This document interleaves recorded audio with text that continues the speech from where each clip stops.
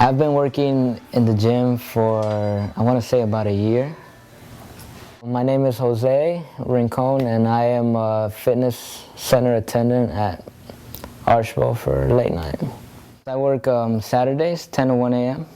The reason I chose to work late night was because my schedule is really busy because I help out the football team with practice, so late night was perfect, like an easy way for me to work. Working at Rec Services, you get paid minimum wage, which I believe is it's either $7.25 or $7.35. I just picked it up as a way to pay for my own phone bill.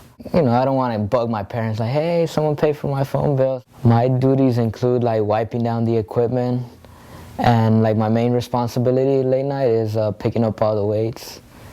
Because Ernie always complains that like the person before me never picks him up, so it's my responsibility to pick him up. Since, you know, it's mostly like, not to offend anyone, but it's mostly girls and they don't want to like hurt their back. So he hires me and just carry weights everywhere. It's fun. I get back from like school, like my classes and like working out, and I'm tired and I'm like, oh, I gotta shower, I gotta go to work, it's such a pain.